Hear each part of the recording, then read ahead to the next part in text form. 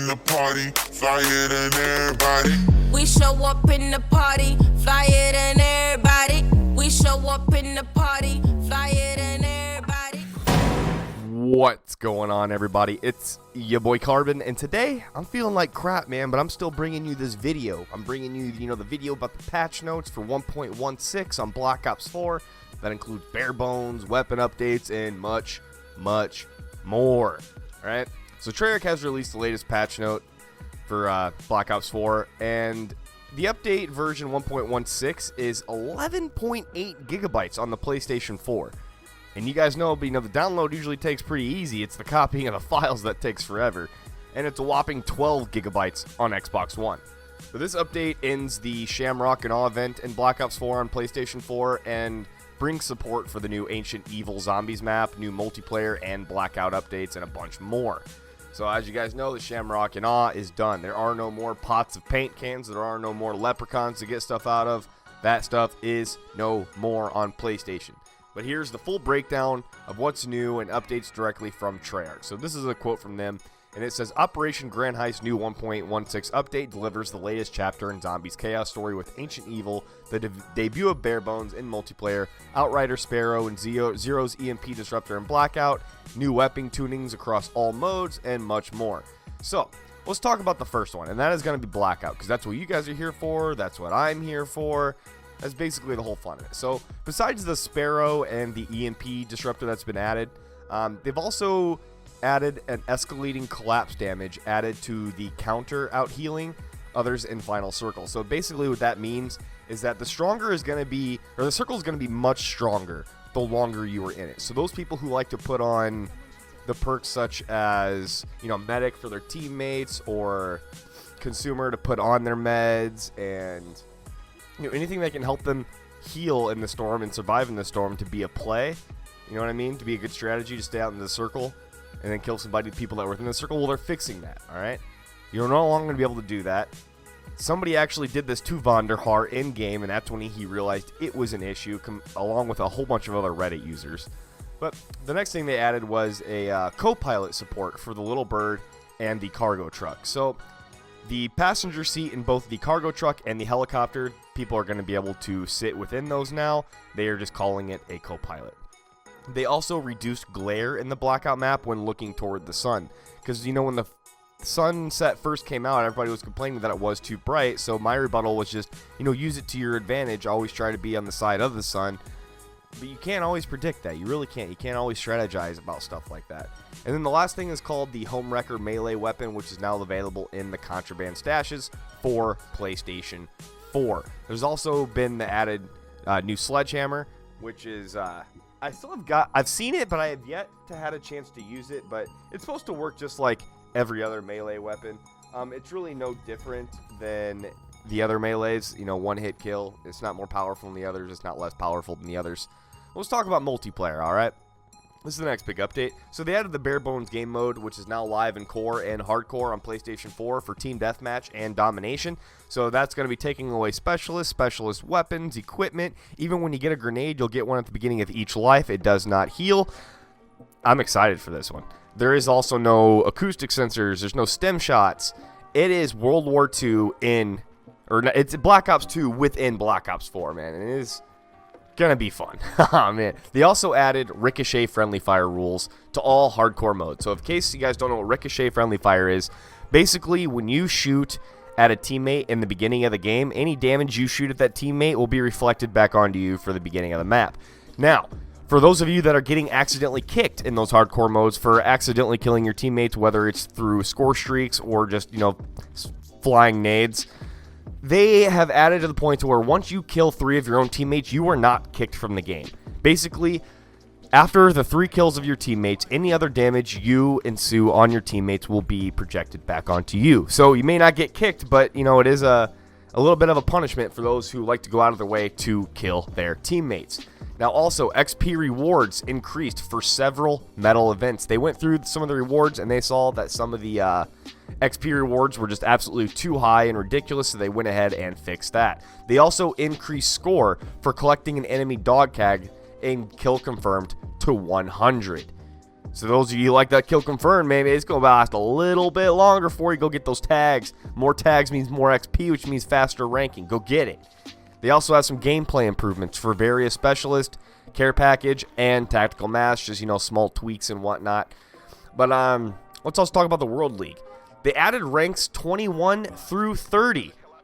They also enabled Ricochet friendly fire rules in the league play. So it's not just in hardcore, it's in league play as well. So for those of you who are really tired of the people that are killing you on purpose in the competitive series, this is your chance to say, ha! Not anymore. Seriously, not anymore. They also have the UI and create a class improvements. All right. They also fixed a couple of things as far as stability. They fixed a crash related to signing in and out of accounts on the PlayStation 4. I haven't had that issue. I haven't really been signing in and out of accounts, but apparently they fixed this crash. They also addressed an issue where players could get in a stuck state after switching accounts on the title screen. So if you guys ever got into a frozen on the title screen because you're switching accounts, apparently that's been fixed too. I didn't know all of these were problems, but apparently they were. Like, I didn't even read about any of these. Let's talk a little bit about multiplayer some more. So, part of multiplayer, actually there was a big part, there's something big in Blackout that I wanted to talk about. I really did, and I kind of forgot what it was, but it was on my notes from yesterday. A lot of people were coming to me yesterday saying, hey, how come the new map isn't in Blackout, or how come this isn't in Blackout, or that's in Blackout? Guys, the information I gave you on the video the day before the update came from the live stream, straight from Vandahar himself. So if you're not happy about some of the things that were released or weren't released, don't take it out on me, man. I'm just the messenger. But let's talk about zombies now. You guys are excited for that Ancient Evil. It is for the Black Ops Pass holders. It comes with a new perk, Zomshell, which is basic zombies have a chance to explode when killed, leaving behind a contamination field that slows enemies and increases damage dealt to them. And they also added the modifier. Players with the modifier are ignored by zombies while standing in the contamination field. Weapon reload speed is also increased. They also have some new elixirs like Suit Up. Player and nearby teammates get full armor, which lasts until it is destroyed, and it is instant activation. They also have the Dividend Yield, which is legendary. Some of the points earned create additional bonus points for all players, and it is also instant activation and lasts up to 5 minutes. They also have the Talking About Regeneration, which is rare. The player's health constantly regenerates while moving. This is also instant activation and lasts 4 minutes. They also have Bullet Boost, which is common. It applies or re-rolls an alternate ammo type to the player's current weapon, if supported, that is. The weapon damage is not affected. This is also instant activation. They also have Quacknarok, which is the classical whimsical. Zombies now wear a duck float with hilarious results. This is also instant activation, lasts up to 5 minutes, but there is a side note. The Quacknarok is a durable elixir rather than a consumable elixir. Alright, make sure you guys got that one. Make sure you understood what I just said there. The Quacknarok is a durable elixir rather than a consumable elixir. Okay? Let's talk about the new Talismans. They have the glowing phylactery, I think that's how they say it, is epic. Basically start the match with an extra self revive. And then they have the battered dragon scale. This is legendary, and it is activating your special weapon, which gives you increased armor and lasts until it is destroyed. And then they have some stability fixes within, and that is they resolved an issue that rarely caused instability when signing out and back in on PS4 during gameplay. So they fixed that for a lot of different things. But what I think is funny is that there's some things they still haven't fixed yet, and there's some things they still haven't brought in. After playing the new Battlefield 5, I definitely think they need to start adding some weapons in some places that aren't just in buildings or in POIs. Put them out in the middle of nowhere, man. Like, there's a lot of things I wish they needed to add. Everybody was expecting the new Alcatraz Island. That's obviously not here yet either. A lot of the things that they talked about in that live stream are not here, but we are to be expecting them. So let's talk a little bit about the weapon tunings. Now, as far as the submachine guns, the Cordite has increased sprint out speed and extended 5-shot range with 2.5 meters to 4 meters. This is console only, by the way, for the Cordite, that extended 5-shot range. Now, the Daemon 3XB. This is going to be for PS4 and Xbox One.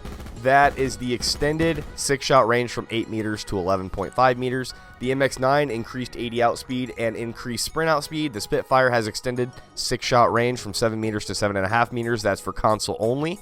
Then the SOG 9mm that has increased sprint outspeed. The Switchblade X9 has increased magazine size from 26 to 30 because that was very annoying having that very small of a magazine size. It's such a good gun, but it is now a magazine size of 30, and players can now spawn with 3 extra magazines instead of 2. Let's talk about the tactical rifles, or the assault rifles. Let's talk about the assault rifles first. How about the KN57? They have an extended 4-shot range from 16 meters to 17 meters and an extended 5-shot range from 46 meters to 57 meters. Thank you. Any type of buff to any sort of weapon I like, alright? Now the ABR. They increased ADS in speed.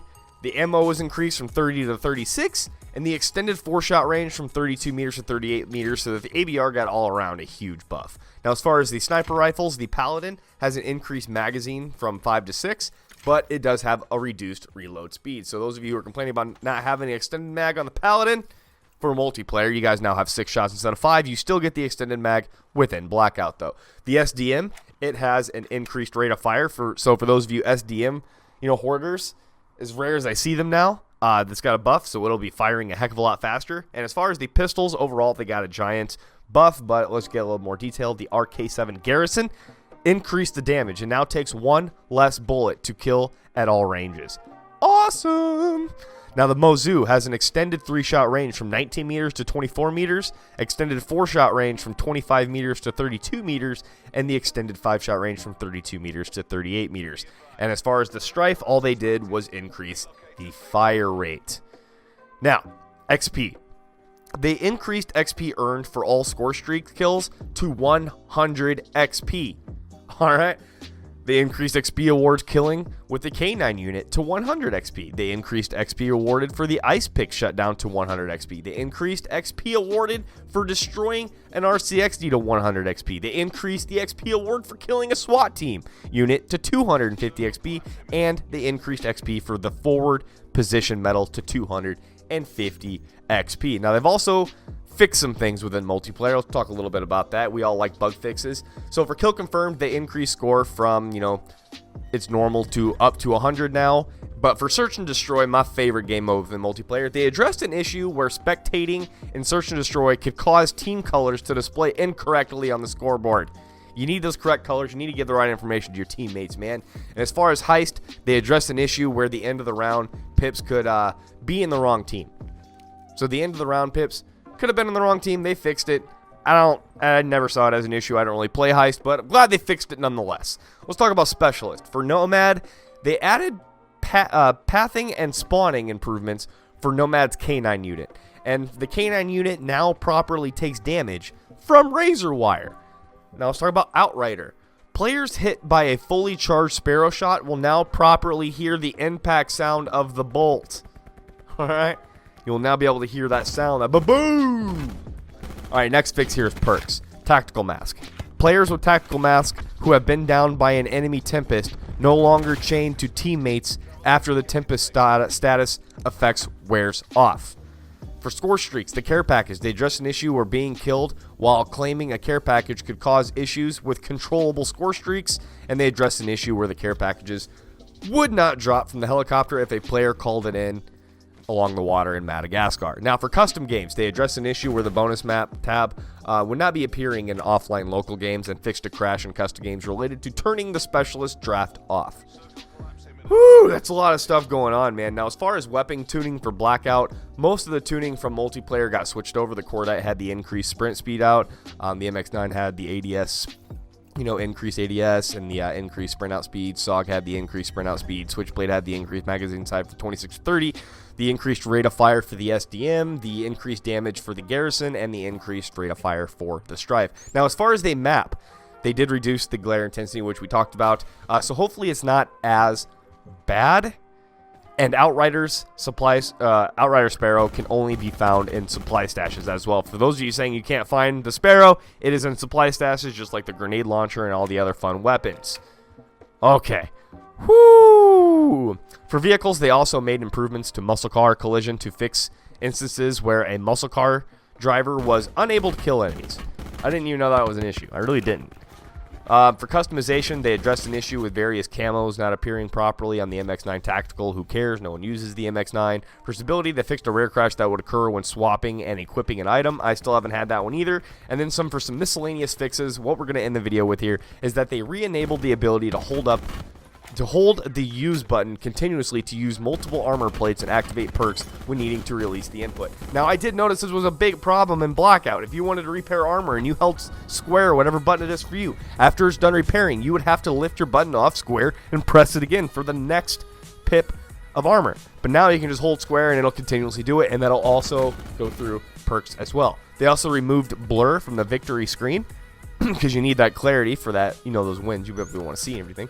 They also increased instances where characters' lobby animations could become corrupted. They also addressed an issue that prevented most specific loading screen tips from being properly displayed.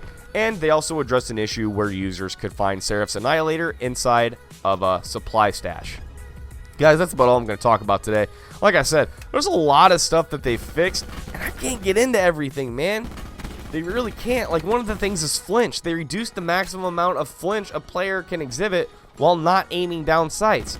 Reactive camos, and they fixed stuff in theater, mesh mines, which they increased the height of the mesh mine trace in multiplayer and Blackout for more consistent detonations.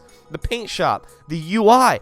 They fixed so many things. I will try to leave a link down below, guys. Leave a like, leave a subscribe, leave a comment. Let me know I did wrong. Guys, it's your boy Carbon. Peace. We show up in the party, flyer than everybody. We show up in the party, flyer than everybody. We show up in the party, flyer than everybody. We show up in the party, flyer than everybody. We show up in the party.